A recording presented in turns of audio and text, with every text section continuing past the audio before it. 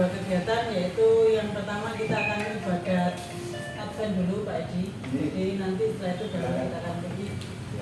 Tapi sebelumnya kita akan doa malaikat Tuhan terlebih dahulu. Dan Bapa dan Putra dan Roh Kudus. Amin. Maria diberi kabar oleh malaikat Tuhan, Maria akan mengandung dari Roh Kudus. Salam Maria, penuh rahmat Tuhan sertamu, terpujilah engkau di antara wanita, dan terpujilah buah tubuhmu Yesus. Santa Maria, Bunda Allah, doakanlah kami yang berdosa ini sekarang dan waktu kami mati. Amin.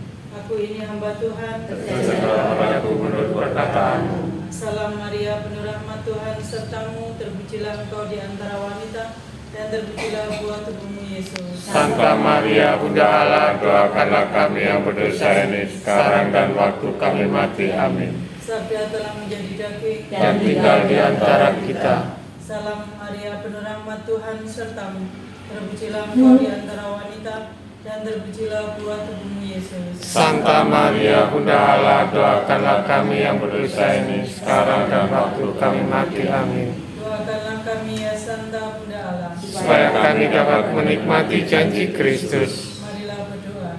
Ya Allah, karena kabar malaikat kami mengetahui bahwa Yesus Kristus Putramu menjadi manusia. Curahkanlah rahmat-Mu ke dalam hati kami, supaya karena sengsara dan salibnya kami dibawa ke dalam kebangkitan yang mulia. Sebab Dialah Tuhan dan pengantara kami. Amin. Dalam nama Bapa dan Putra dan Roh Kudus. Amin. Untuk ibadat Advent pada malam hari ini, pembagian tugas nanti akan disampaikan oleh Bu Mane. Kemudian untuk pendalaman iman, biasanya Pak Tri sebagai pewartaan, tapi karena malam hari ini Pak Tri sedang sakit, jadi nanti Mbak Im yang akan menggantikan Pak Tri untuk memandu pendalaman iman sebelum ke materi nanti mulai menyampaikan materinya. Monggo Bu Mane. Terima kasih atas waktunya Kak Siska.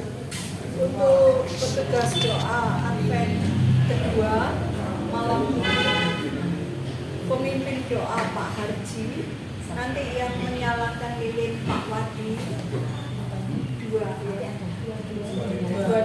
nanti Pak Wadi dua. Lalu yang baca Injil, saya minta tolong Pak Hari baca Injil, baca renungan dan bahan refleksi nanti Pak Danu. Untuk lagu saya.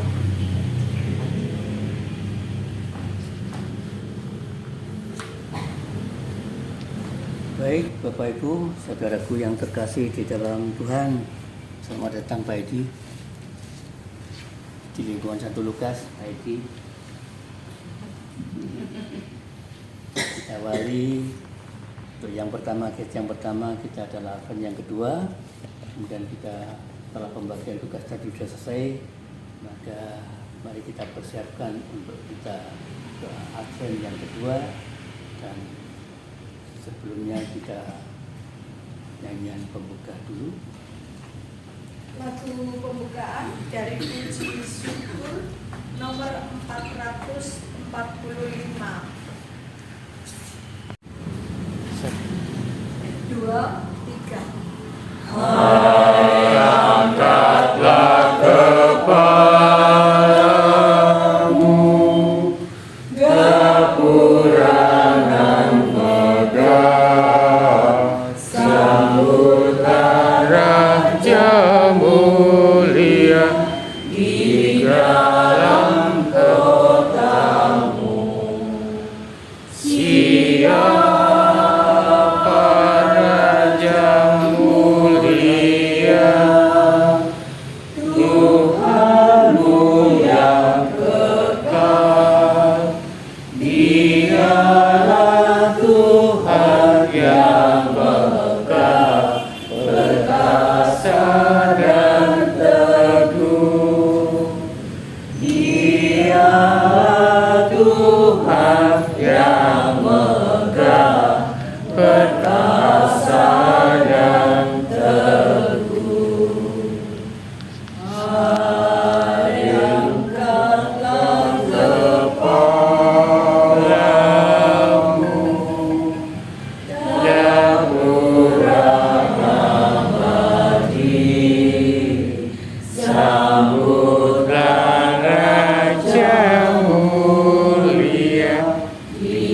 dalam kotamu. Sang Raja itu siapakah? Siapa Raja mulia?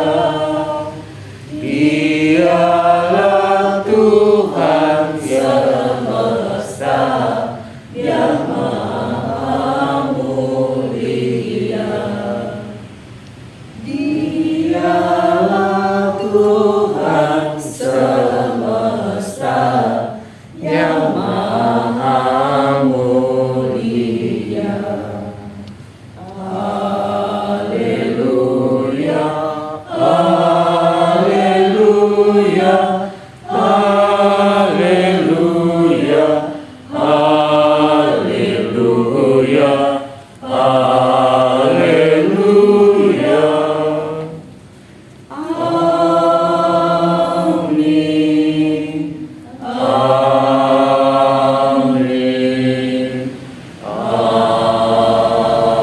amin. Dan dengan kemudian yang di dalam nama Bapa dan Putra dan Roh Kudus. Amin. Semoga rahmat Allah Bapa, pertobatan sejati yang dibawakan putranya, dan seruan Roh Kudus yang meluruskan hati kita selalu beserta kita. Sekarang dan selama-lamanya. Lanjutkan dengan penyalaan ini.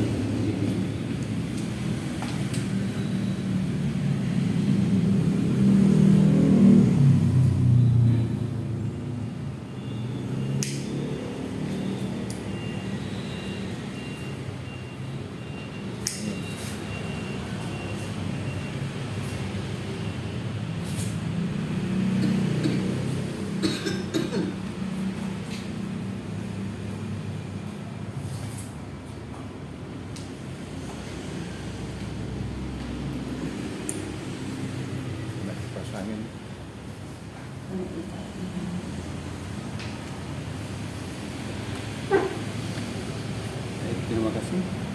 Lilin kedua ini adalah lambang pertobatan dan persiapan. Semoga cahayanya mengingatkan kita akan seruan Santo Yohanes Pembaptis untuk siapkan jalan Tuhan dengan hati yang tulus. Amin. Saudara-saudariku tersaksi, selamat datang dalam ibadat Advent pekan kedua. Lilin kedua telah menyala, menandai kelanjutan perjalanan rohani kita. Pada pekan kedua ini, gereja mengajak kita merenungkan tema Siapkan Jalan Tuhan. Dalam Injil yang akan kita dengar nanti, kita akan mendengar seruan lantang dari Santo Yohanes Pembaptis di padang gurun. Ia mengajak kita untuk bertobat. Menyiapkan jalan berarti secara aktif memperbaiki diri dari kesombongan, kemalasan, dan segala yang tidak lurus di hati kita. Yohanes Pembaptis berseru di padang gurun, luruskanlah jalan bagi Tuhan. Kita sadar bahwa jalan hati kita seringkali masih berliku, dipenuhi kesombongan dan keegoisan. Marilah kita menyesali segala dosa kita.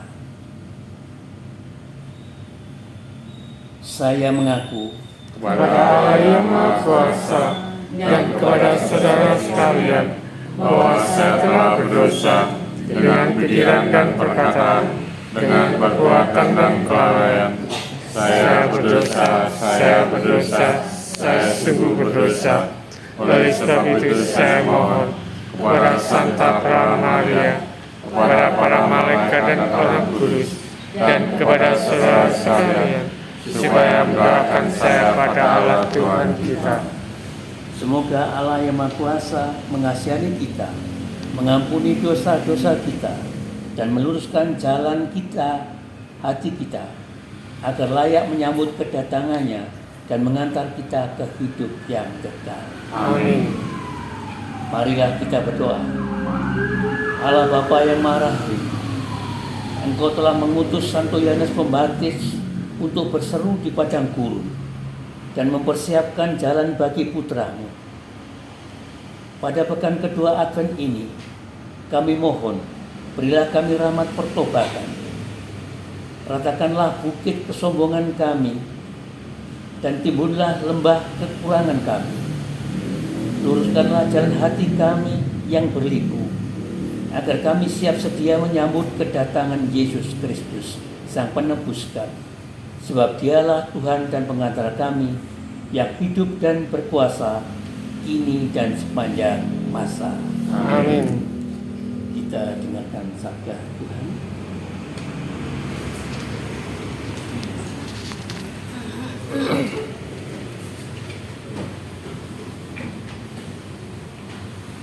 Semoga Tuhan beserta kita. Sekarang dan selama-lamanya. Inilah Injil suci menurut Matius. Dimuliakanlah Tuhan.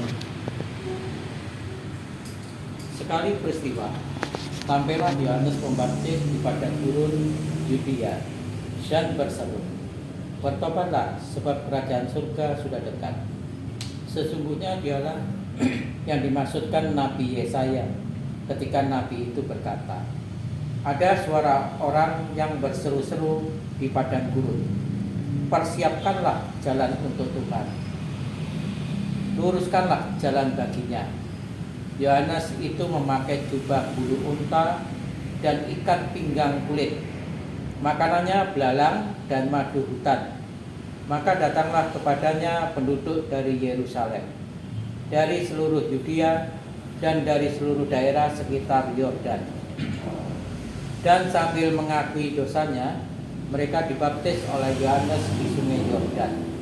Tetapi waktu melihat banyak orang Farisi dan orang Saduki datang untuk dibaptis, berkatalah Yohanes Pembaptis kepada mereka, "Hai kamu keturunan ular beludak, siapakah yang mengatakan kepada kamu bahwa kamu dapat lolos dari murka yang akan datang? Maka hasilkanlah buah yang sesuai dengan pertobatan. Dan janganlah mengira bahwa kamu dapat berkata dalam hatimu, 'Kami adalah anak Abraham.' Sebab aku berkata kepadamu, dari batu-batu ini pun Allah dapat menjadikan anak-anak bagi Abraham. Kapak sudah tersedia pada akar pohon, dan setiap pohon yang tidak menghasilkan buah yang baik pasti ditebang dan dibuang ke dalam api. Aku membaptis kamu dengan air sebagai tanda pertobatan, tetapi Ia yang datang kemudian daripadaku lebih berkuasa daripadaku, dan aku tidak layak melepaskan kasutnya. Ia akan membaptis kamu dengan Roh Kudus dan dengan api. Alat penampi sudah di tangannya. Ia akan membersihkan tempat pengirikannya dan mengumpulkan gandumnya ke dalam lumbung. Tetapi debu jerami akan dibakarnya dalam api yang tidak terpadamkan." Demikianlah sabda Tuhan. Terpujilah Kristus.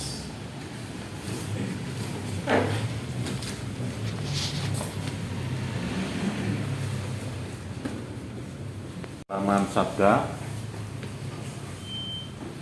saudara-saudari terkasih, jika pekan lalu kita diajak untuk berjaga dalam kesetiaan, pekan ini kita bertemu dengan tokoh Advent yang paling keras dan radikal, Santo Yohanes Pembaptis. Penampilannya saja sudah tidak nyaman, di padang gurun, memakai bulu unta, makannya belalang. Seruannya pun sama kerasnya, "Bertobatlah, luruskan jalan." Dalam Injil, kita melihat dua kelompok orang yang datang kepadanya. Kelompok pertama adalah penduduk biasa. Mereka datang, mengaku dosanya, dan dibaptis selesai. Tetapi kelompok kedua, orang Farisi dan Saduki, mendapat perlakuan berbeda. Yohanes justru memarahi mereka. "Hai, kamu keturunan ular beludak, mengapa?" Karena mereka datang dengan rasa sombong, Mereka merasa sudah aman karena status mereka sebagai anak Abraham.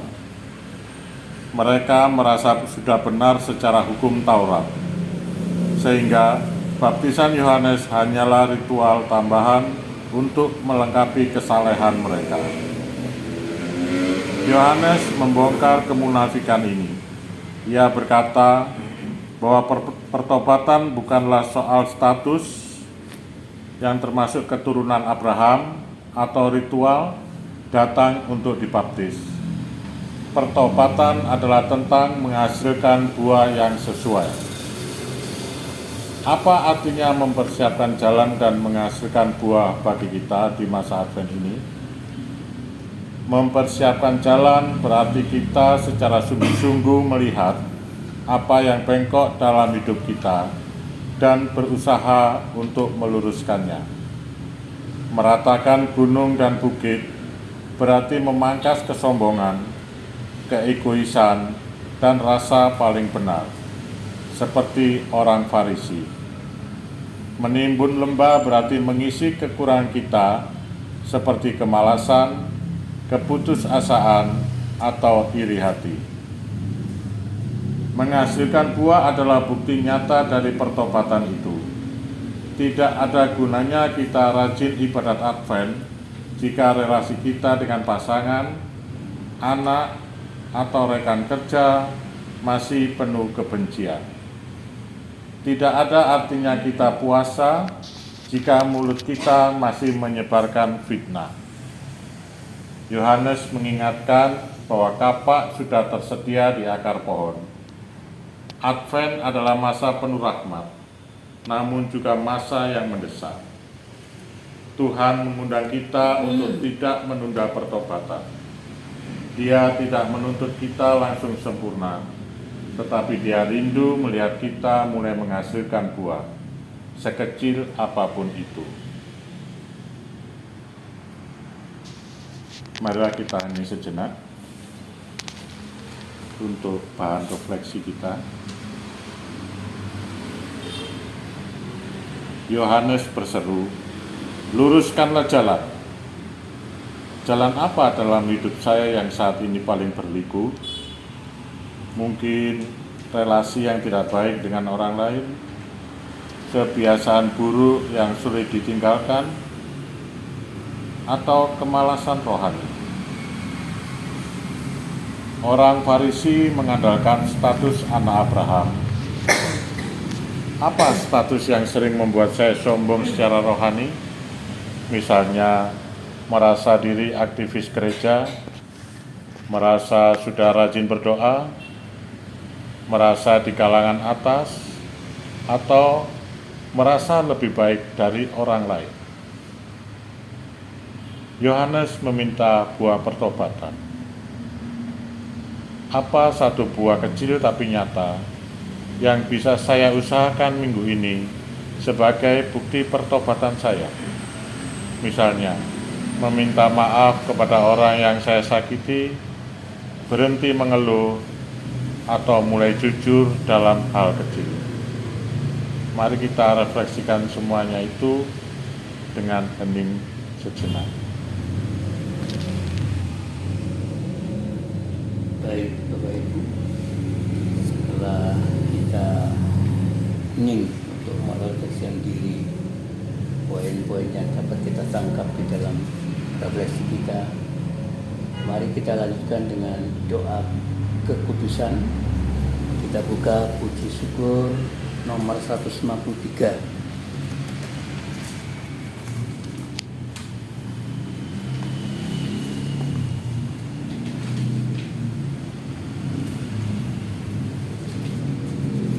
Kita baca bersama-sama.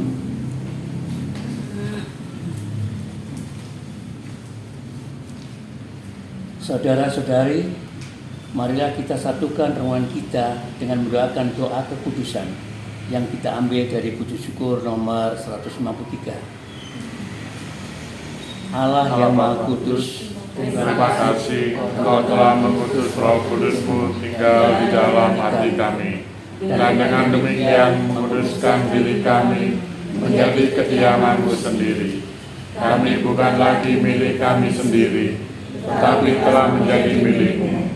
Bantulah kami menjaga kekudusan baik-Mu ini, sehingga Roh-Mu selalu diam di dalam hati kami, dan menjamin kehadiran-Mu bersama kami. Jangan biarkan kami menodai baik kudus-Mu ini, karena berbuat dosa dengan tubuh kami. Jangan sampai kami Kau binasakan, karena kami sendiri telah mencemarkan dan membinasakan baik kekudusan-Mu, yakni diri kami sendiri. Ya Allah, semoga tubuh kami lalu kudus dan menjadi sarana untuk berjumpa dengan Engkau dan untuk selalu menyadari penyertaan-Mu. Bantulah kami agar senantiasa memuliakan Engkau dengan tubuh kami, demi Kristus Tuhan kami. Amin.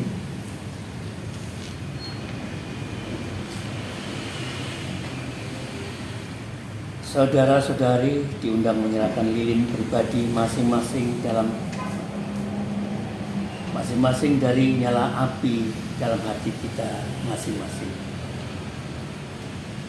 Api dari lilin Advent kini telah menyala di tangan atau dalam hati kita.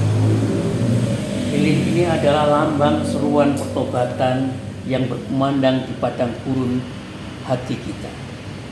Seperti api yang membakar kotoran, semoga niat kita untuk bertobat sungguh membakar habis kesombongan dan keegoisan, agar kita dapat siapkan jalan Tuhan. Saudara-saudari terkasih, Allah yang Maha Rahim memanggil kita melalui seruan Santo Yohanes Pembaptis untuk bertobat dan meluruskan jalan. Marilah kita sampaikan doa-doa dan niat pertobatan kita kepadanya, agar kita layak menyambut putranya. Ya Bapa, kami telah mengungkapkan kerinduan hati kami. Satukanlah doa-doa kami ini dengan doa seluruh gereja-Mu yang sedang berjuang dalam pertobatan.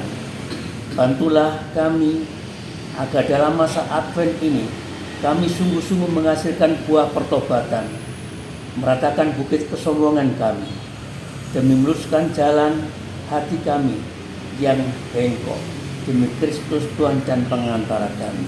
Amin. Kami usahakan untuk saudara-saudara kami menguapkan isi hati kita di dalam meluruskan jalan kita, hati kita untuk menyambut kehadiran Tuhan. Yang mulia pada akhir zaman, berilah kami rahmat agar selalu siap siaga, penuh harap dan setia pada kehendak-Mu. Kami mohon, Kabulkanlah doa kami ya Tuhan. Allah Tritunggal yang Maha Kudus, kami berdoa untuk semua orang yang sedang menderita sakit di rumah sakit, di rumah atau di tempat lain, khususnya untuk saudara-saudari kami warga lingkungan Santo Lukas yang sedang menderita sakit, yang pada hari ini tidak bisa hadir karena sedang sakit. Ulurkanlah tangan-Mu, jamalah dan sembuhkanlah mereka agar segera dapat beraktivitas kembali untuk memuji dan memuliakan nama-Mu. Kuatkanlah jiwa raganya dan kuatkanlah imannya, supaya dalam mengalami penderitaan sakit, mereka selalu ingat akan penderitaan dan sengsara Yesus Kristus yang membawa kemuliaan dan kebahagiaan di hadapan Allah Bapa. Marilah kita mohon, Kabulkanlah doa kami ya Tuhan. Ya Allah yang Maha Rahim dan Maha Pengasih, kami mohon berikanlah istirahat kekal dan damai bersama-Mu kepada adik kami Nur Hidayah yang 3 hari yang lalu Kau panggil, dan berikanlah kekuatan dan ketabahan kepada keluarga yang ditinggalkan. Kami mohon, Kabulkanlah doa kami ya Tuhan. Ya Bapa yang Maha Kuasa, kuatkanlah kami dengan karunia Roh Kudus-Mu, supaya berani dan penuh semangat memberikan kesaksian Injil, sehingga misi yang dipercayakan kepada gereja yang masih sangat jauh dari sempurna dapat menemukan ungkapan yang baru dan tepat yang membawa kehidupan dan cahaya kepada dunia. Kami mohon, Kabulkanlah doa kami ya Tuhan. demikianlah Tuhan permohonan kami yang masih begitu banyak di dalam hati kami masing-masing, harapan untuk niat pertobatan kami di dalam menyambut kedatangan-Mu. Dan ini semua kami percayakan dengan perantaraan Kristus Tuhan dan pengantara kami. Amin. Atas petunjuk penyelamat kita dan menurut ajaran ilahi, marilah kita berdoa. Bapa kami bersama-sama. Bapa kami yang ada di surga, dimuliakanlah namamu, datanglah kerajaanmu, jadilah kehendak-Mu di atas bumi seperti di dalam surga. Berilah kami rezeki pada hari ini, dan ampunilah kesalahan kami, seperti kami pun mengampuni yang bersalah kepada kami. Dan janganlah masukkan kami ke dalam pencobaan, tetapi bebaskanlah kami dari yang jahat. Amin. Marilah kita berdoa.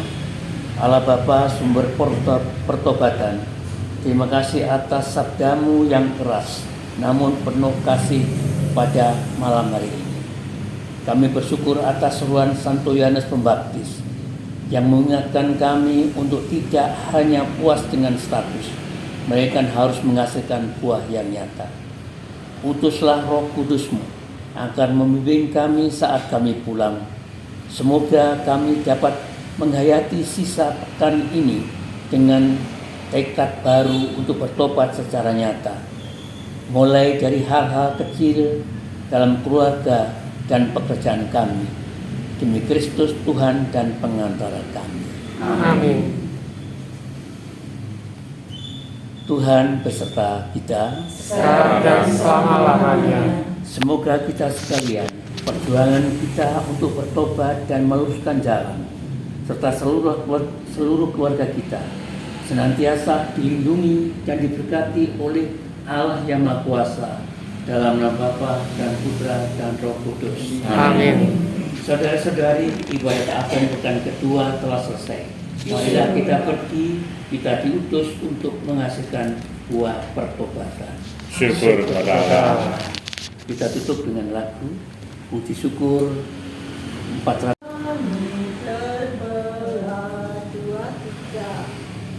Kiranya langit terbelah, Ya Juru Selamat datanglah, buka masuk segera, buanglah palang pintunya, datanglah ya Immanuel, bebaskan kami Israel.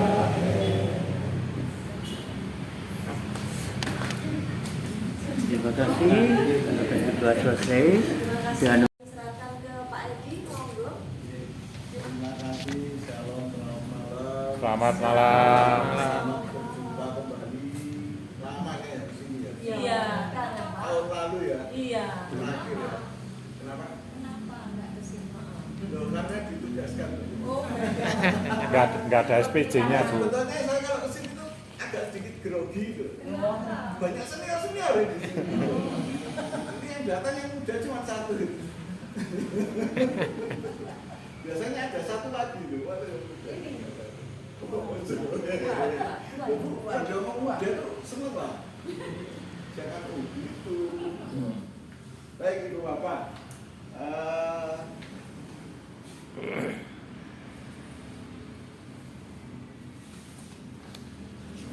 Materi bulan ini, pertemuan ini sebetulnya ada 4 pertemuan. Sebetulnya ada 4 pertemuan, cuma menimbang berbagai hal, gitu ya. Makanya 4 pertemuan itu diringkas menjadi 1 pertemuan. Nggak tahu ini nanti saya menjelaskan gimana, tapi nggak apa-apa karena ayatnya cuma singkat-singkat saja, gitu isinya.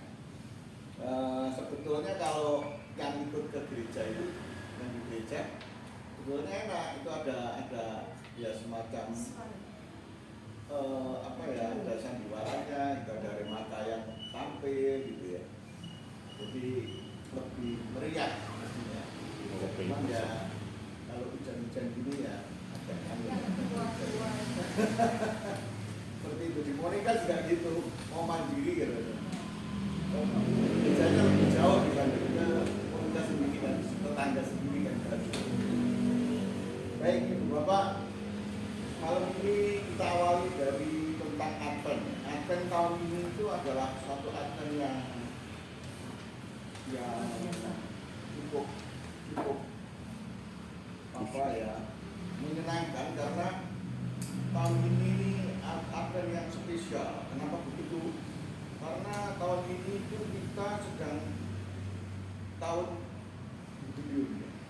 Nah, tahun jubilium itu diawali 24 Desember tahun lalu, nanti berakhir di tahun depan Januari tanggal 6 kalau tidak salah. Nah, berbarengan dengan persiaran pengharapan, maka Advent kita itu menjadi sesuatu yang lebih spesial dibanding dengan Advent yang tahun lalu. Karena apa? Dibarengi dengan jubilium yang mengarah kepada pengharapan yang tidak mengecewakan, seperti itu. Nah, dalam hal kaitannya dengan ini, dengan Advent ini, KWI itu mencanangkan temanya Natal tahun ini itu Allah hadir untuk menyelamatkan keluarga. Nah, ini sudah diawali sebetulnya dari bulan-bulan yang lalu.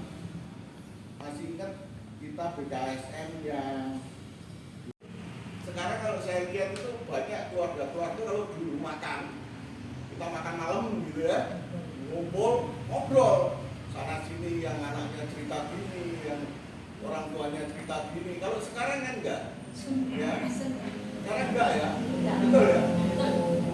Makan bisa-bisa sendiri-sendiri sekarang, ya. Makan sambil lihat TikTok gitu ya. Kalau enggak gitu makanannya di video gitu. Makan siangku gitu. Jadi semakin apa ya? Semakin asik dengan dunianya masing-masing. Nah, inilah yang diserukan kita untuk kembali kepada keluarga ini. Jadi artinya kita harus juga memang apa ya, pola berpikir anak zaman sekarang itu nggak sama dengan zaman saya. Kalau zaman saya dulu ada tamu, bapaknya membeli gitu, saya nggak berani keluar, nggak berani lewat. Kalau anak sekarang Seludur. kira-kira nggak bisa gitu ya?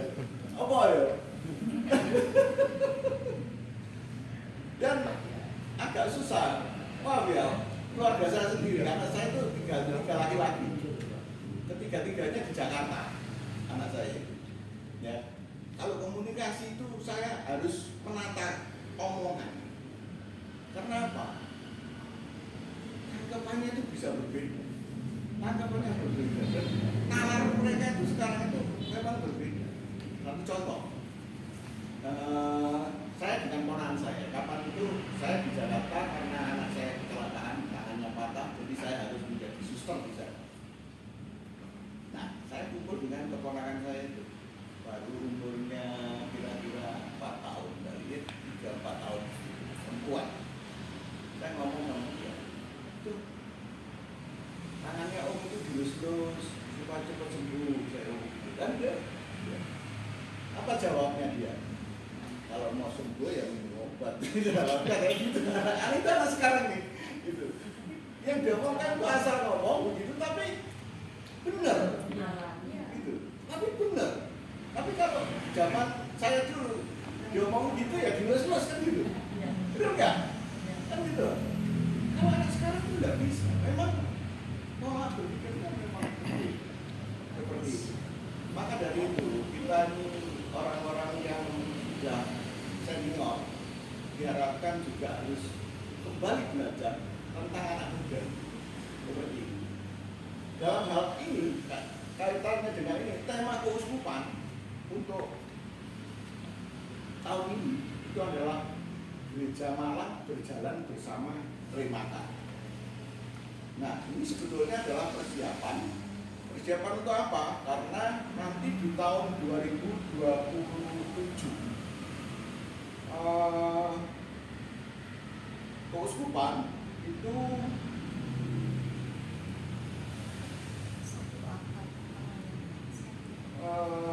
mengadakan tema yang luar biasa. Itu adalah gereja keuskupan Malang berwajah muda, gitu. Berwajah muda. Jadi ada 3 tahap yang dilalui. Itu adalah yang pertama ini bersama Remaka, gitu ya. Yang pertama itu bersama OMK, gitu. OMK sama Remaka itu gimana sih? OMK. Di OMK. Nah, ini tahun ini berarti bersama Remaka. Dan nanti tahun depan itu bersama OMK, gitu loh. Nah, tahun 2027 itu keuskupannya berwajah muda, gitu. Jadi diharapkan kita yang setia ini bisa menemani mereka, bisa membimbing mereka, bisa mempersiapkan mereka untuk apa yang dikatakan oleh keuskupan. Pertama ini adalah tentang relakah aku menyerahkan tongkat estafet. Itu yang pertama. Itu pertemuan pertama. Jadi kitabnya diambil dari 1 Samuel 3 ayat 1 sampai 21, gitu ya. Jadi tidak usah dibaca, nanti terlalu malam. 1:31. Kita masih ingat saja. Ini tentang siapa? Ini tentang Samuel. Nah, sehingga gitu Bapak, kitab ini tentang Samuel. Samuel itu anaknya siapa? Anaknya Hana.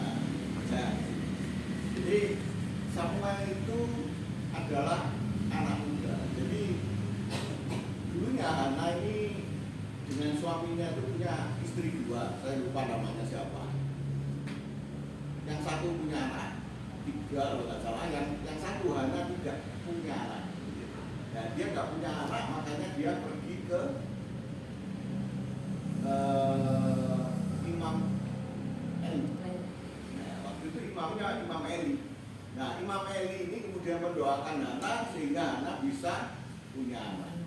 Nah, dia berjanji kalau anaknya ini nanti sudah akhir balik, maka anaknya akan diserahkan kembali kepada Tuhan. Jadi Samuel itu mengikuti Imam Eli itu sejak dari anak-anak, gitu loh. Kalau lepas susu itu kira-kira umur berapa ya? 2 tahun. Ada yang 3, ada yang 2 ya? Enggak mesti, tergantung anaknya atau tergantung ibunya. Atau terjadi. Anaknya Eli itu tidak karu-karuan. Jadi artinya dia melanggar hukum yang ada di Bait Allah itu sendiri. Seperti itu. Jadi aturan yang sudah ada di Bait Allah itu diterjang sama anaknya, sehingga anak Eli tidak dilihat oleh Tuhan. Nah, sedangkan yang setia, yang taat itu dilihat. Itu adalah Samuel. Bagaimana Allah memanggil Samuel itu?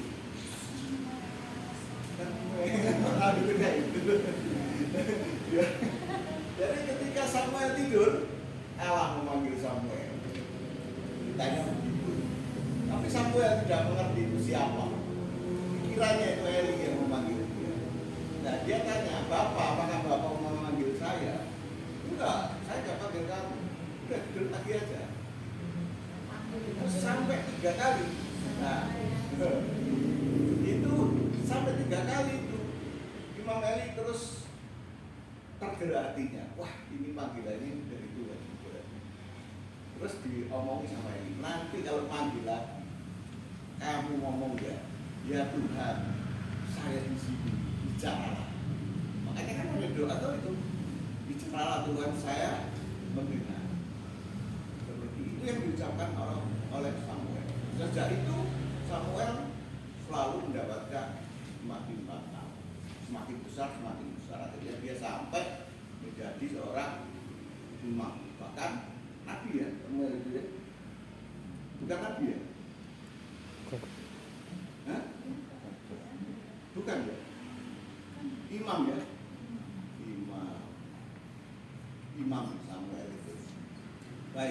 Jadi ini dari sini kita bisa mengambil suatu pelajaran apa yang telah dilakukan Eli. Biasanya seorang senior, apalagi di kantor, orang-orang yang bekerja di kantoran itu merasakan antara senior dengan junior. Biasanya itu senior itu agak susah melepas ya, gitu ya. Meskipun sudah ada woro-woro kamu harus mendidik dia, gitu ya, penggantimu, gitu. Yang senior ini biasanya agak susah melepas gitu. Manusiawi, Pak. Manusiawi ya. Tapi Eli tidak. Eli tidak. Dia tahu bahwa Allah berbicara dengan Samuel. Nah, kalau kita ini orang yang duniawi ini, biasanya kalau bos itu manggil anggota kita, ya, kita itu udah artinya, oh, gitu rasanya. Tanda tanya. Hah? Tanda tanya. Tanda tanya ya. Oh, manggil dia. Oh, nggak manggil saya kok. Tanya anggota saya harusnya kan ke saya kan gitu kan. Curiga ya. Dosa. Jangan-jangan saya udah mau di off gitu. Saya mau di gitu sudah. Biasanya seperti itu. Tapi Eli tidak melakukan hal yang seperti itu. Eli tahu bahwa Allah berbicara dengan Samuel. Tapi justru dia adalah mempersiapkan Samuel untuk menerima Allah. Itu yang dilakukan. Jadi intinya pertemuan pertama adalah seperti ini. Jadi mampukah beralih ke pertemuan kedua atau pertemuan pertama dulu? Ada yang mau ditanyakan atau mau nambahin? Silakan. Pak Danu.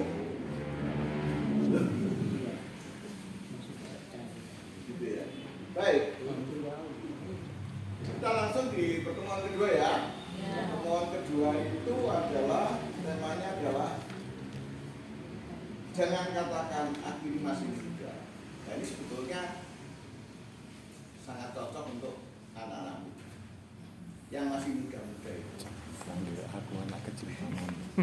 Sebabnya di sini adalah Yeremia.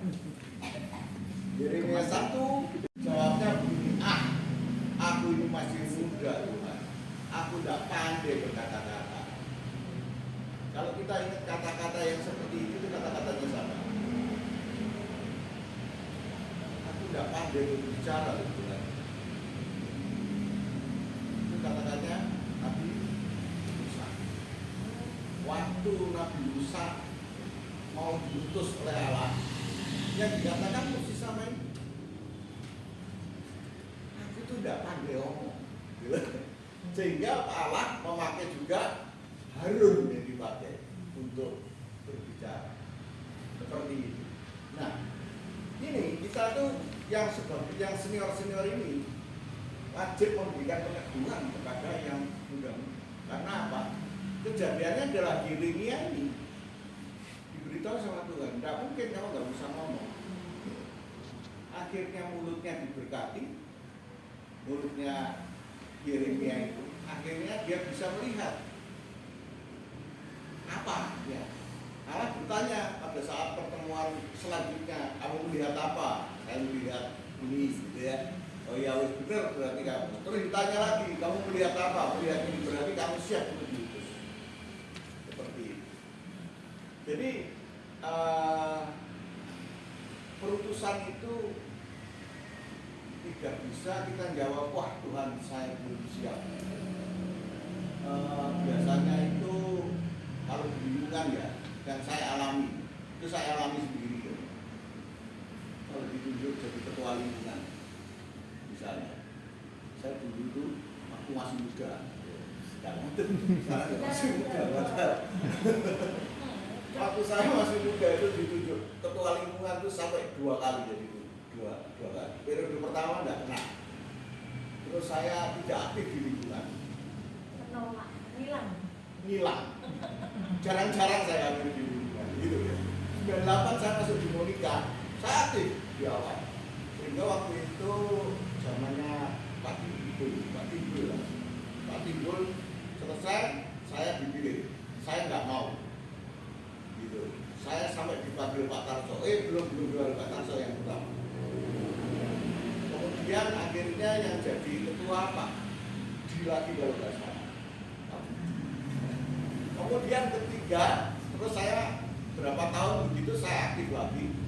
Terus saya muncul lagi jadi ketua lingkungan lagi. Wah nggak bisa saya nggak bisa gitu. Karena saya ngomongnya kok saya sibuk gitu. Saya nanti sering keluar kota karena ini. Padahal ya alasannya aja ya. Tapi apa yang terjadi di Bapak?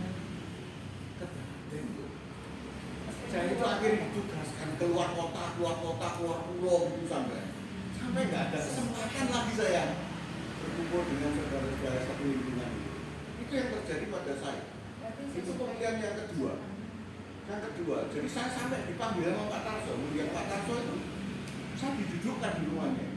Kamu itu nggak bisa menolak begitu. Tapi saya tetap kekeh nggak mau. Gitu. Seperti itu. Tapi apa yang terjadi? Saya ngomong nanti ke keluar kota akhirnya betul-betul saya ditugaskan ke Semarang 2 minggu, nanti ke Surabaya itu aja loh nggak boleh pulang karena saya harus tugas di pelabuhan untuk ngawasi tentang ekspor. Jadi saya nggak mungkin saya pulang ke Malang. Betul-betul terjadi itu. Kemudian saya bisa menjadi teman. Nah, bisa menjadi teman. Ini yang agak susah biasanya. Gitu ya. Jadi itu pertemuan kedua intinya adalah seperti itu. Dan Yeremia juga masih muda, umurnya kisaran 17 sampai 20. Kalau tadi Samuel itu kan 12 tahun. 12 tahun. Ini juga masih muda, 17 sampai 20. Itu berapa? 20 ya? Iya.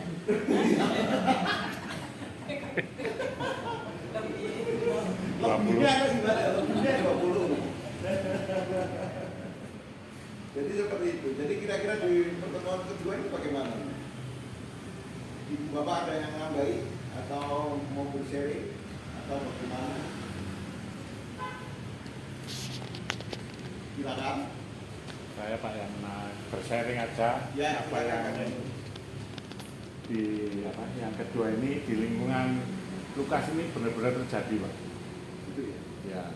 Jadi mungkin bukan saya tapi ada Bu Iin, Anak saya aja. ya, ada Mbak Pungki, terus ada Mbak Manik. Itu kan pemilihan ketua lingkungan kemudian ada bidang-bidangnya. Ya. Saya dengar sendiri itu, wah saya tidak mampu, saya belum bisa. Tapi nyatanya sekarang jago-jago semua Pak, bisa ngatur. Itu memang terbukti. Nah, belum punya pengalaman. Tapi kan karena ketua lingkungannya nanti kita diskusikan, nah itu bagaimana memang caranya untuk bertukar pikiran ataupun kalau ada masalah kita diskusi akhirnya ya jalan. Ya. Jadi apa yang ditakutkan nanti, oh saya nggak bisa nanti takut nggak jalan itu sampai sekarang nggak terjadi. Yang terjadi adalah semakin bisa menjalankan tugas dengan baik. Dan semakin bagus ya Pak. Semakin bagus, apa yang ditakutkan itu Nggak terjadi. hanya angan-angan belaka, Gitu ya. ketakutan diri sendiri, Ya, betul. terbukti itu. Terbukti ya. Ya, Biasanya begitu memang. Biasanya begitu. Saya dulu ketakutan memang.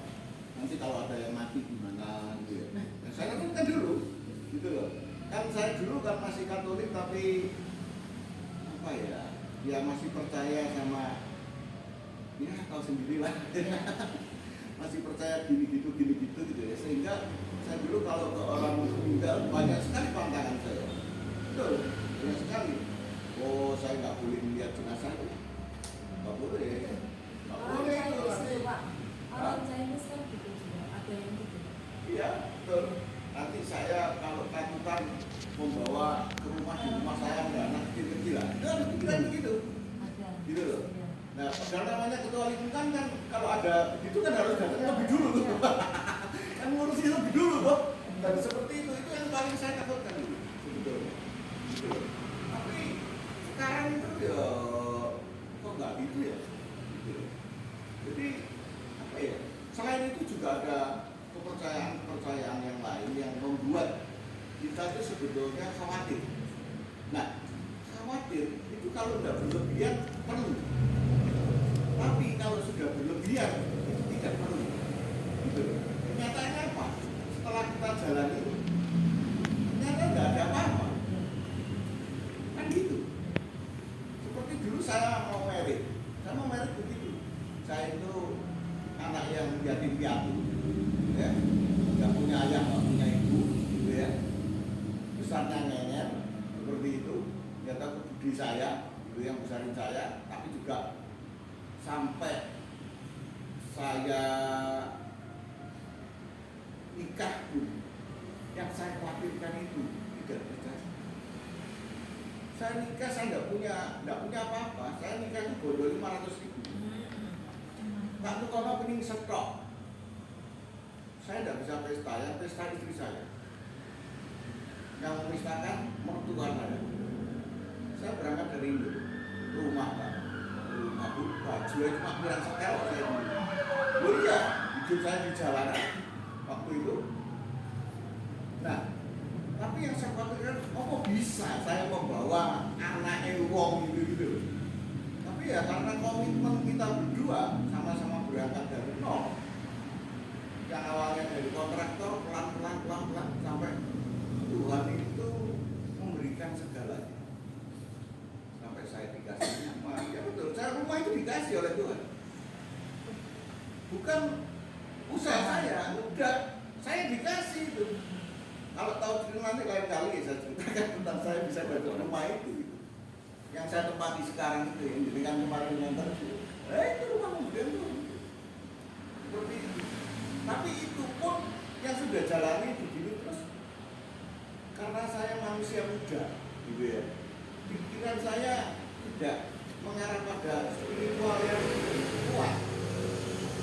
Enggak. Tetap pikiran saya sendiri.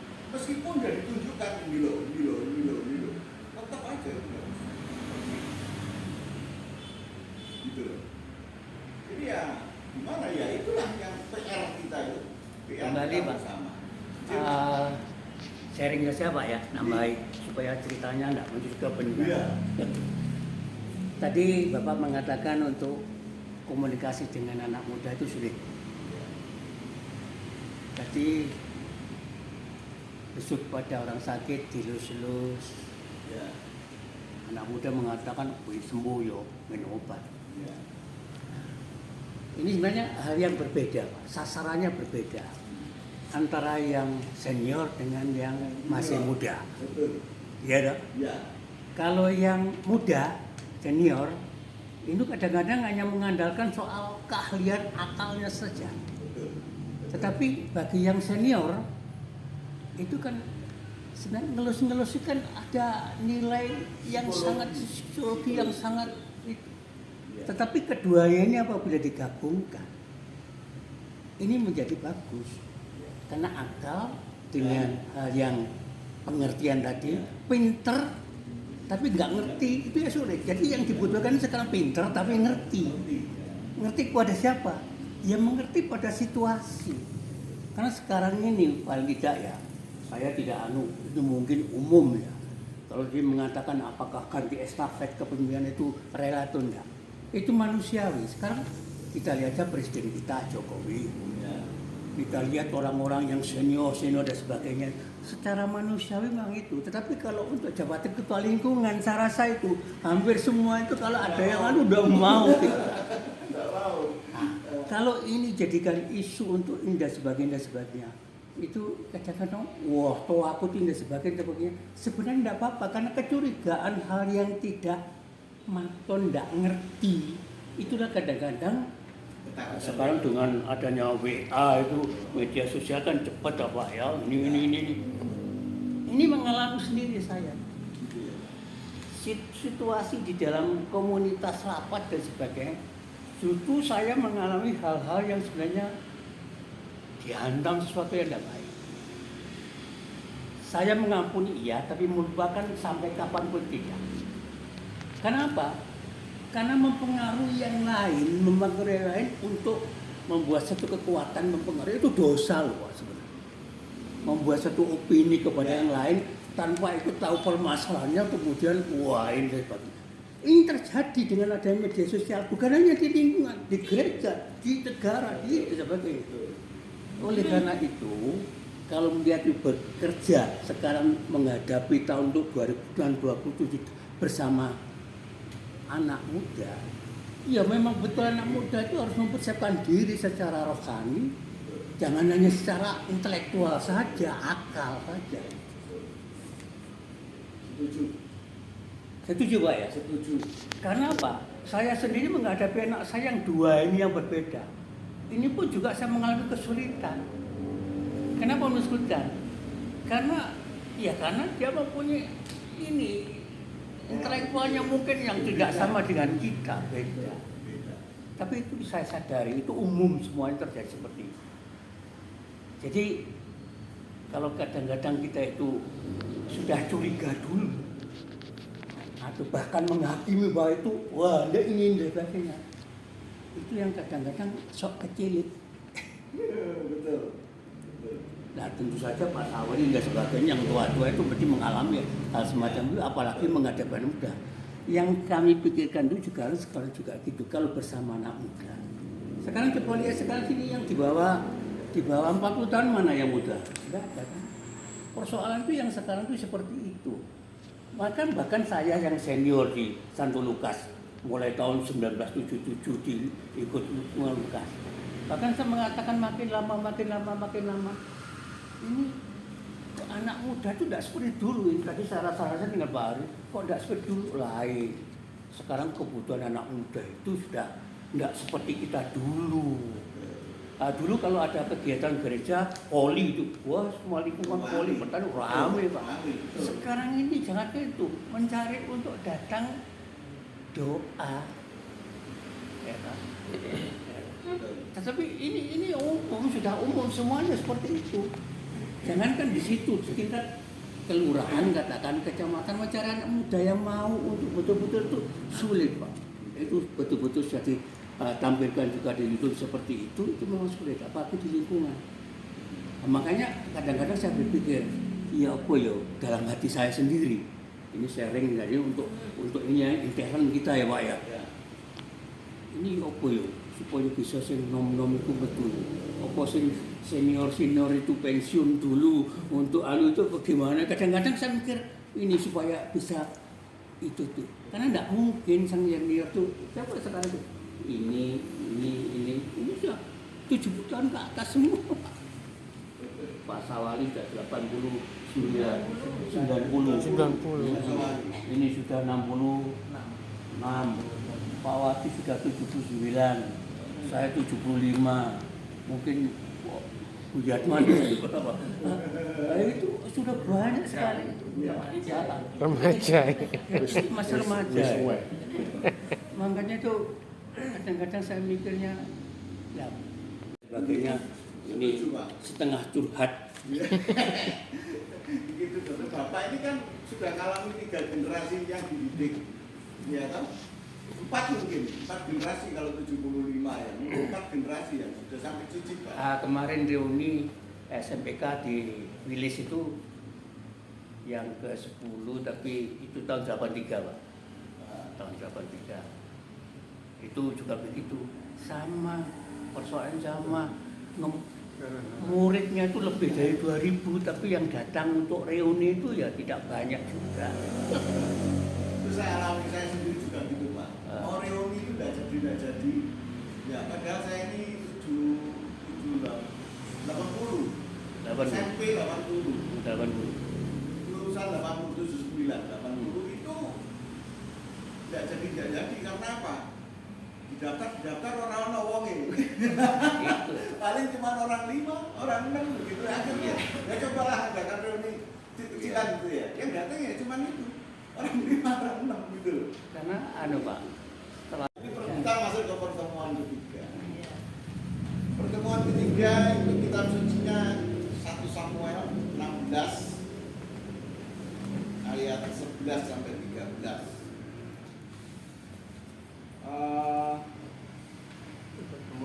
Ini tentang kedua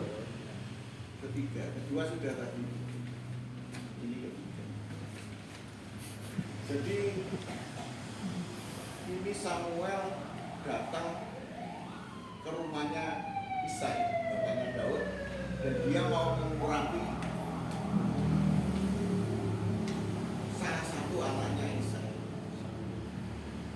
jamuan makan sudah dipersiapkan, 7 orang anaknya Isa sudah berkumpul. Ternyata setelah disuruh lewat satu-satu di depannya Samuel, tidak ada yang cocok. Jadi tidak ada yang lolos uji. Jadi Samuel menguji ternyata bukan ini sampai 7 orang. Tapi dengan sabarnya Samuel tetap menanyakan, apakah anakmu cuma ini? Oh enggak, masih ada satu lagi, anak bungsu yang biasanya kalau ada tamu-tamu besar gitu yang diabaikan. Ternyata ini yang ditunggu oleh Samuel. Dia sedang ada ladang, dia sedang mengembalakan ternaknya. Akhirnya begitu Daud datang, maka ibu yang diberkati adalah Daud untuk nanti menggantikan Saul. Seperti itu. Jadi kitab ini itu menunjukkan tentang kesabaran. Jadi Samuel seorang imam besar, dia masih mau menunggu Daud meskipun lama. Itu buktinya dia. Jadi dengan kesabarannya untuk mendapatkan Daud, untuk memenuhi perintah Tuhan yang dia harus mengurapi raja baru, calon raja baru itu, maka dengan sabar dia menang. Nah, pada saat kita ini yang senior ini harus bersabar. Gitu. Nah, kata bersabar ini memang tanda petik ya. Banyak orang ngomong sabar kan ya sabar, tapi sabar kan ada batasnya itu. Katanya kan kayak gitu. Ya, seperti itu. Tapi dalam hal ini kesabaran yang dituntut untuk kita membimbing, jadi artinya menyertai, mendampingi kaum muda ini, biar bagaimanapun kita tetap harus mendampingi dengan apa tadi, dengan kesabaran, dengan kasih dan kesabaran. Karena kasih itu yang nomor satu itu, kasih itu yang nomor satu itu apa? Sabar. Kasih itu adalah sabar, itu yang nomor satu. Korintus 13 itu sabar. Jadi kita bersabar dengan kita yang tahu, yang senior ini tahu pergerakan zaman, perubahan zaman ke zaman. Kalau saya masih 2 generasi, karena saya dan anak saya. Kalau Bapak mungkin sudah 4 generasi, berarti sudah ada 4 pengalaman zaman seperti itu. Karena setiap zaman punya gayanya sendiri, punya problemanya sendiri, punya stylenya sendiri. Jadi mereka itu kalau ngomong itu begini Pak. Ngapain otak saya ini saya pakai mikir-mikir hal-hal yang istilahnya yang bisa digantikan oleh yang lain. Lebih baik saya mikir yang lain. Gitu loh. Nah ini yang harus kita pecahkan. Kadang-kadang apa? Bukan cuma mikirnya. Sebetulnya itu kadang mereka kan nggak tahu bahwa kita tuh melatih otak sebetulnya. Kita menghitung itu, belajar hitung itu melatih otak. Dulu sebelum ada handphone, Bapak Ibu, nomor telepon itu apa enggak? Apa loh? Nomor bujuni, nomor konconi, nomor pacari ya. Apa kabeh? Sekarang saya tanya gitu. Hah? Enggak tahu. Enggak tahu sekarang. Berapa nomornya? Saya sip. Enggak dulu. Oh. Gitu ya. Sekarang taruhlah kalau menghafal yang penting-penting aja. Jadi misalkan nomornya istri, nomornya suami, gitu ya. Nomornya anak, gitu ya, yang tahu gitu ya. Tapi kalau anaknya sering ganti nomor telepon, ya bingung juga kita. Iya.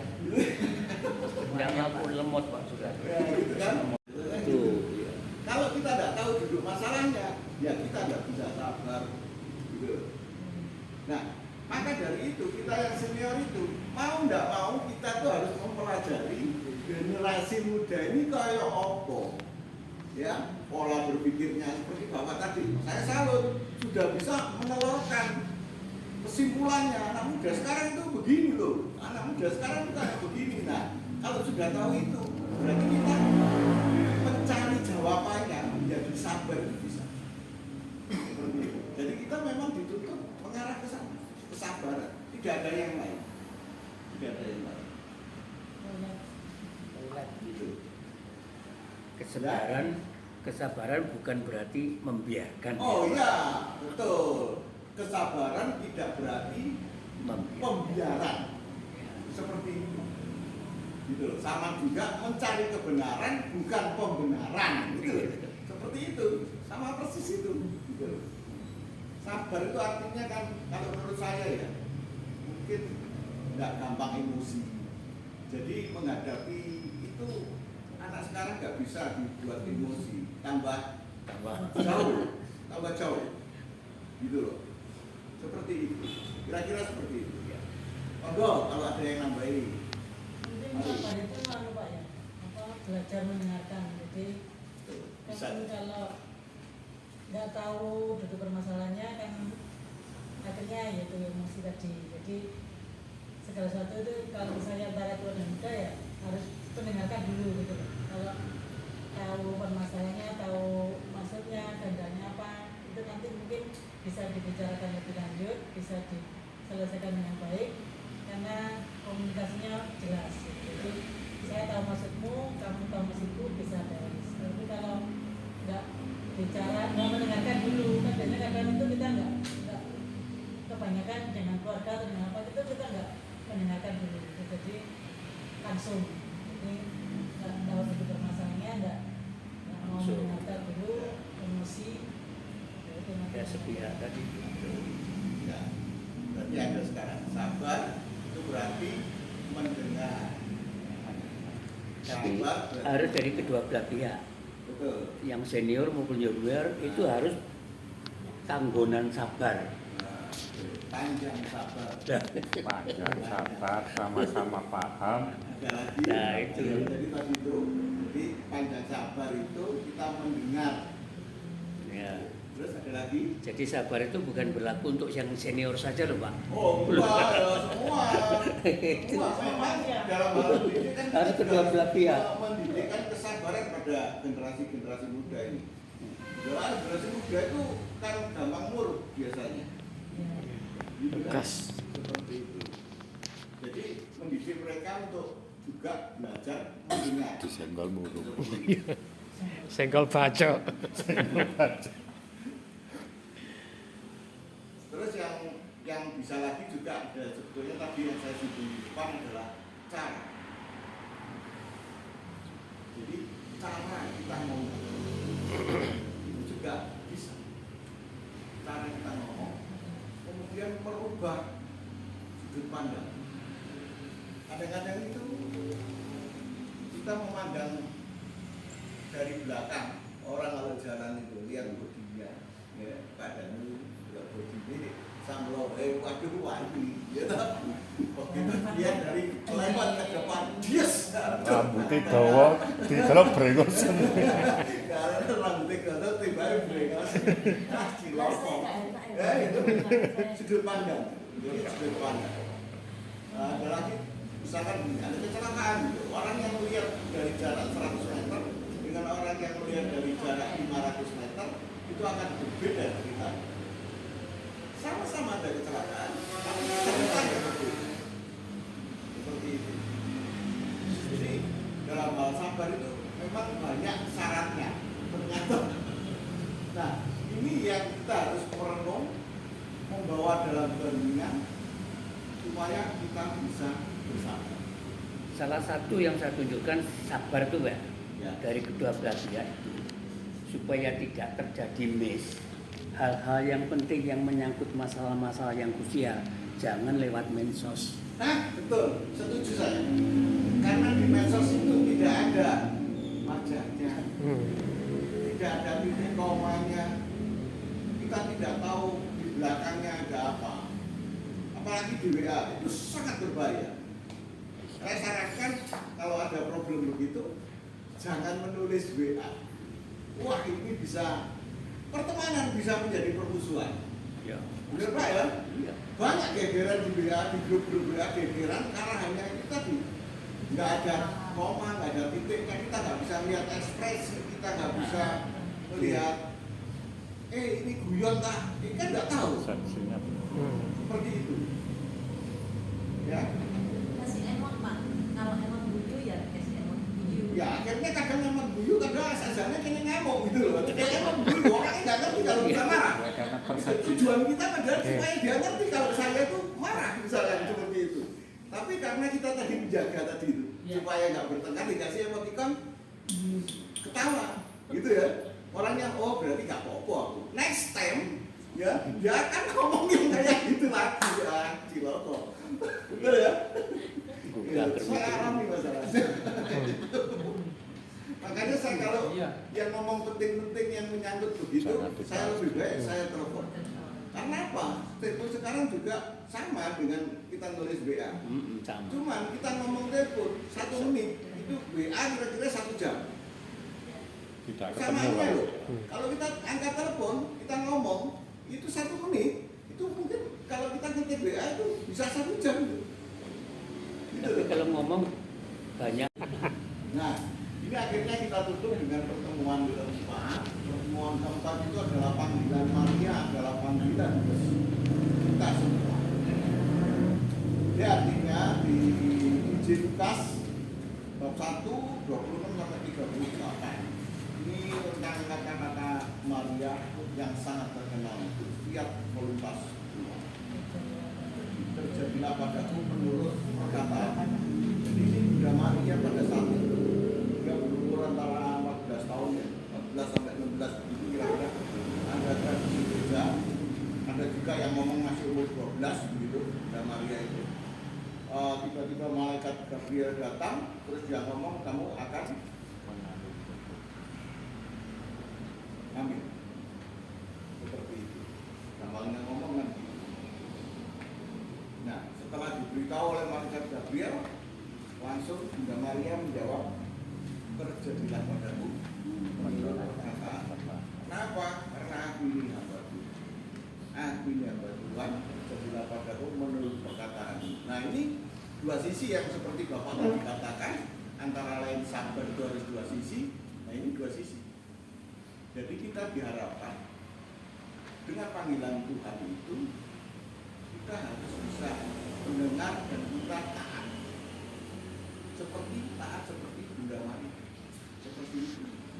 Jadi semua tadi itu tiga itu kalau dirangkum semua, baik yang muda maupun yang senior harus seperti Bunda Maria, sehingga terjadi komunikasi yang saling bisa didengarkan dan saling bisa dimengerti. Seperti itu.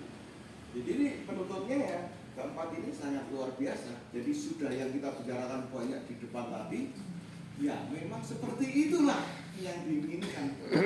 Seperti itulah. Jadi kita taat, semuanya taat. Kalau semuanya sama-sama taatnya, odo ngerti nih, odo istilahnya mau mendengarkan, istilahnya mau mengerti lawan bicara, mau mengerti anak mudanya mau mengerti yang senior, yang seniornya mau mengerti anak mudanya, ya tidak ada masalah.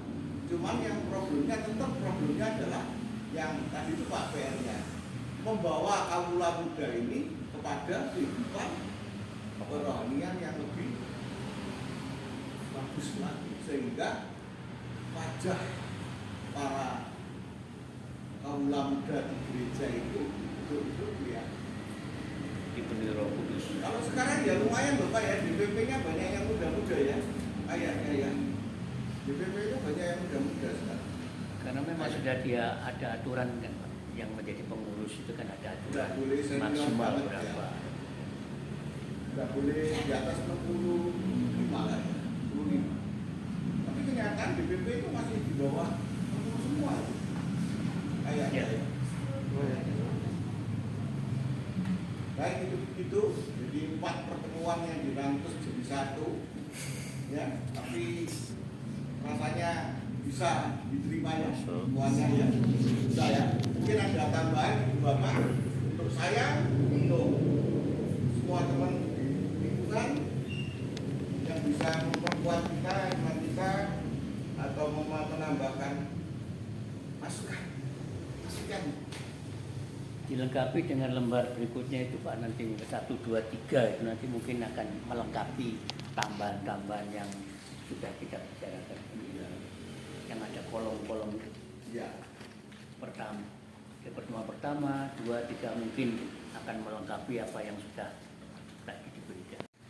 Kalau dipandang dari gereja kita kayak ya memang mungkin kalau menurut Pak Edi tadi dari pengurus DPP, dari banyak yang ada di gereja itu mungkin muda, tapi menurut saya itu masih istilahnya itu masih apa ya, apalagi yang maksudnya yang aktif di lingkungan itu masih terlalu muda gitu. Jadi kalau menurut pemikiran saya, harapan saya itu sebenarnya seharusnya itu adalah golongan anak-anak saya gitu. Jadi saya pun sebenarnya sudah tua karena saya sudah 50.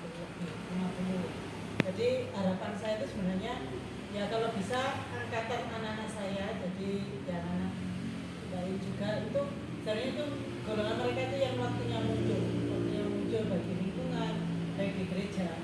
Ya di gereja memang ada ya OMK, tetapi kalau menurut pemikiran saya terkadang itu ya, saya lihat dari anak saya juga bahwa mereka itu sebenarnya ingin masuk, tetapi sepertinya di sana itu mereka ada kayak apa ya, kayak mungkin ya circle-nya sendiri. Jadi kadang itu kan tiap anak itu berbeda. Ada yang muncul gini langsung apa istilahnya belajar ya, jadi karena itu langsung ngomong bisa. Tapi kadang ada yang harus dirangkul dulu, harus diajak ngomong baru ngomong ya.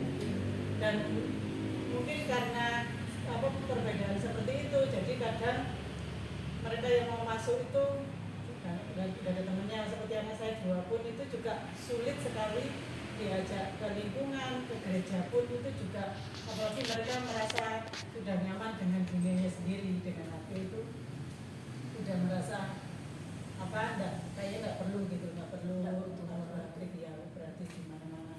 Dan mungkin sebenarnya ini yang harus mulai dipikirkan gereja, bagaimana kalau untuk ke lingkungan harus dari gereja dulu. Kalau muncul langsung ke lingkungan itu sebenarnya agak susah, karena ya dari lingkungan saya lihat banyak lingkungan itu yang aktif ya, dan sosialnya jarang. Mungkin ya di Monika ada, saya lihat di Yohanes Pariapian itu banyak anak muda. Itu mungkin ya nggak tahu caranya gimana mereka bisa, tapi sebagian besar 50% lebih itu lingkungan yang lain itu ya yang aktif seperti usia segini gitu. Susah sekali itu yang muda-muda.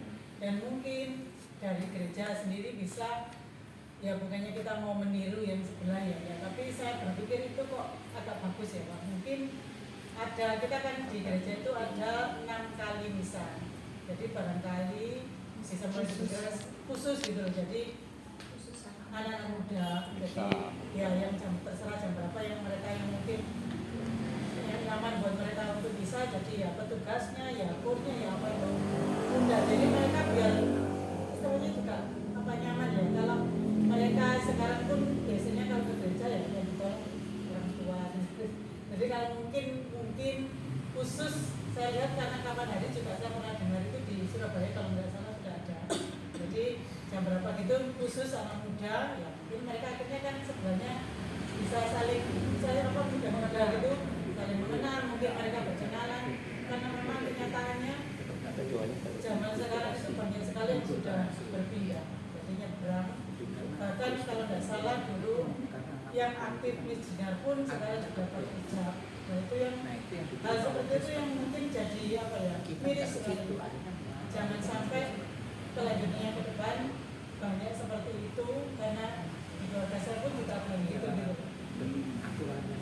Adik saya juga berpindah, dan dengan hal itu makanya saya benar-benar ya apa caranya gitu, harusnya dari gereja dulu. Kalau dari lingkungan susah, jadi mungkin dari gereja yang seperti itu diawali dari gereja. Nanti kalau dari gereja sudah ada mereka sudah di mana ya, akhirnya mereka mungkin bisa ke lingkungan lebih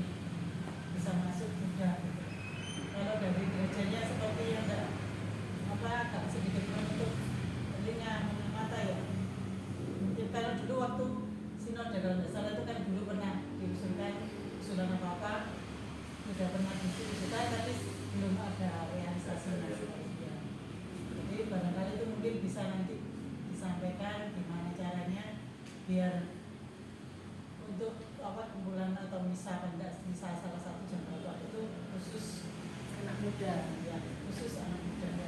Baik Bu, nanti saya beritahukan kepada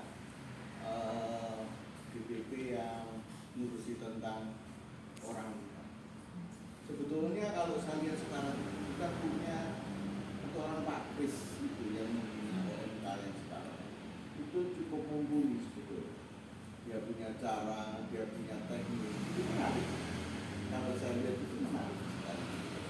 Cuman biar bagaimanapun kan tergantung, maaf ya, Romo Paroki.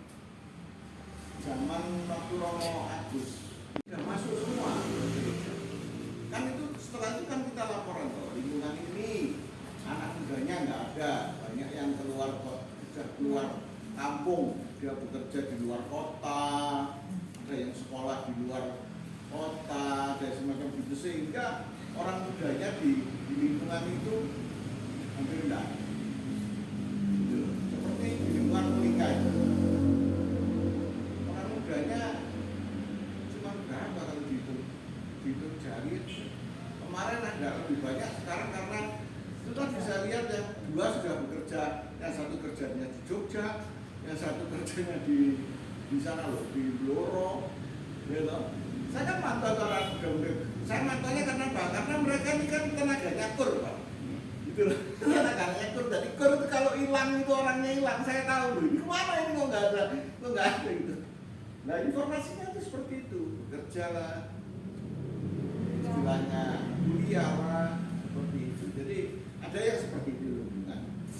Ada lagi juga ya mungkin lingkungan kayak lingkungan Araya itu mungkin kan jarang yang ngoprak-ngoprak enaknya melo OMK ya seperti itu kan ya tahu sendiri ya, saya nggak usah ngomong ya itu ya beda lingkungannya beda seperti itu. Ada yang lingkungannya aktif, namanya aktif gitu, seperti Maria Feni karena itu orang tuanya itu adalah orang tua muda-muda gitu. Jadi mereka aktif banget gitu ya, aktif banget. Seperti itu. Jadi kalau kumpul itu anak mudanya bisa banyak karena apa? Ya karena suami istri yang masih muda kan. Ya kayak Monica, kayak Lukas ini. Ini kan Monica ini wis putune Lukas. Ya. Iya loh, putune Lukas. Lah Monica itu loh sing akeh rondo. Iya toh. Monica itu banyak jandanya. Orang laki-lakinya cuma 9. Kemarin meninggal 1, sekarang sisa 8 sekarang. Sini juga banyak rondonya. Rondonya banyak juga. Pada BNT Rododo. Dan laki-lakinya cuma 8. Gerakan muda itu buatkan kisah anak muda. Yo gayane gaya anak muda, gaya kure anak muda. Ya loh, bila perlu setelah itu adakan acara gitu. Tapi ya gimana ya? Kalau sekarang saya nggak berani ngomong. Ampun. Itu diajak ngomong. Ada melukis, ada pertemuan. Ya, kalau sekarang ini sangat pemerintah. Saya kita jakolek tetap. Jakolek tetap. Banyak kegiatan, tapi ya satu sisi memang ada kelebihannya, satu Iya. sisi ada kekurangannya. Ya. Iya, sana banyak kekurangan Satu itu. sisi ada kelebihannya, satu sisi ada kekurangannya. Seperti itu. Orang ini mau Natal lansia ini udah cari dana ini. Kalau zaman Romo Agus, lansia masuk Allah dan cari dana, nggak ada tuh. Sekarang cari dana, gitu loh. Saya dengar gitu, entah bener atau enggak katanya. Saya dengar Yang penting kolektor ya. gitu lah ini. Iya memang BTN ada. Nah, iya, kan podo ini. ITN kan gak jomblembing.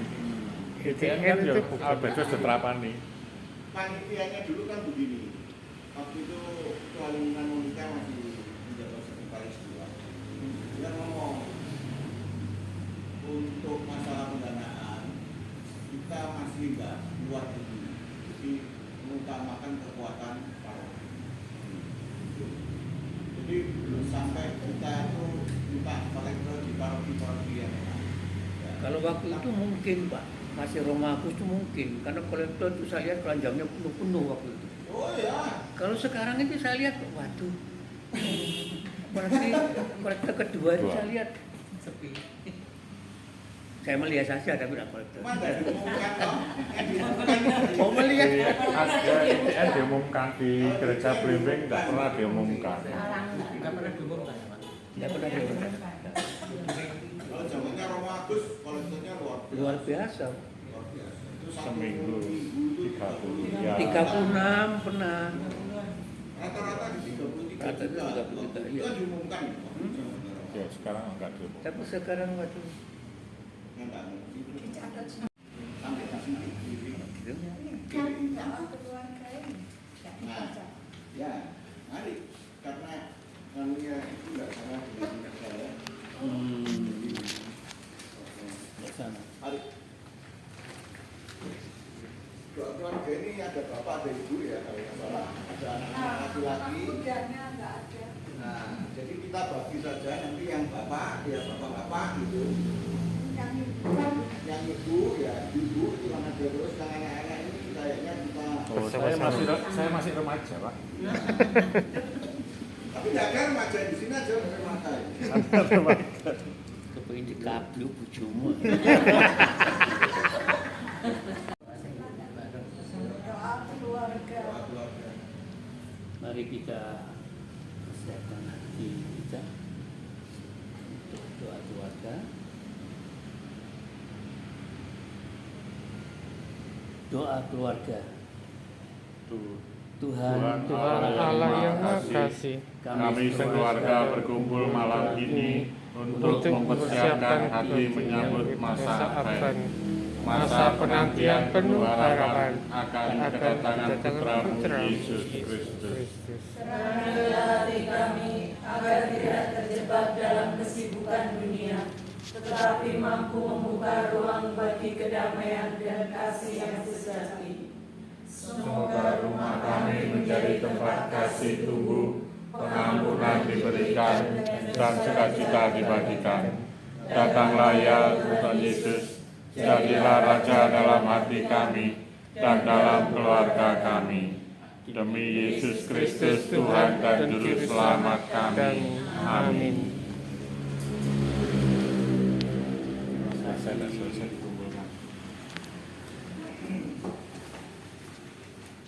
Terima kasih Pak Edi atas wejangan dan pada malam hari ini. Dan kita tutup dengan doa penutup. Dalam nama Bapa dan Putra dan Roh Kudus. Amin. Allah Bapa yang Maha Pengasih, sumber segala terang dan kebijaksanaan. Kami bersyukur padamu atas rahmat penyertaan-Mu sepanjang acara pendalaman iman hari ini. Engkau telah mengumpulkan kami para Bapak Ibu dan anak muda kami. Biarlah Engkau juga membuat anak-anak makin bertumbuh dalam iman akan Putra-Mu Yesus Kristus. Kami berterima kasih kepada Bapa atas setiap momen persekutuan, atas wawasan baru yang kami peroleh dari kitab suci dan atas bimbingan para pembimbing yang Engkau utus, Pak Edi yang Engkau utus untuk menuntun kami. Ini saat kami akan kembali ke aktivitas kami masing-masing. Teguhkanlah iman kami. Bantulah kami untuk hanya menjadi pendengar yang baik, tetapi juga pelaku firman-Mu. Bimbinglah langkah kami, semoga Roh Kudus-Mu senantiasa menerangi jalan kami dalam mendampingi tantangan dan godaan dunia, agar kami tetap berakar kuat dalam kasih-Mu. Satukanlah hati kami, jaga persaudaraan yang telah kami bangun hari ini, agar kami dapat menjadi saksi Kristus yang hidup di tengah lingkungan kami, bersama seluruh umat Kristiani di seluruh dunia. Bapa kami yang ada di surga, dimuliakanlah nama-Mu, datanglah kerajaan-Mu, Jadilah kehendak-Mu di atas bumi seperti di dalam surga. Berilah kami rezeki pada hari ini Dan ampunilah kesalahan kami, seperti kami pun mengampuni yang yang bersalah pada kami. Dan janganlah masukkan kami ke dalam percobaan, tetapi bebaskanlah kami dari yang jahat. Amin. Semoga Allah yang Maha Kuasa membimbing dan memberkati kita semua. Dalam nama Bapa dan Putra dan Roh Kudus. Amin.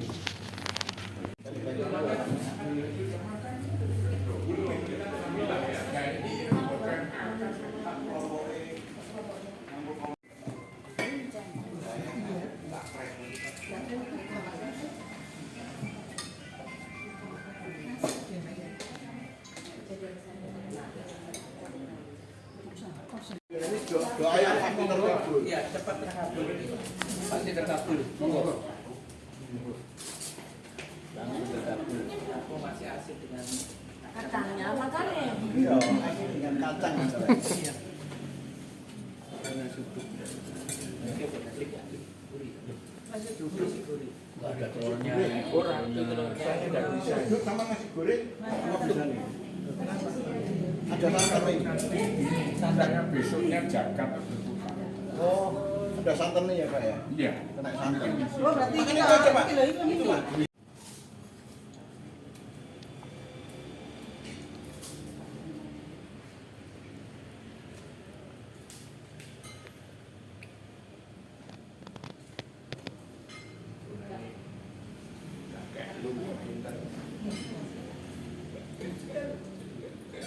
Biar tidak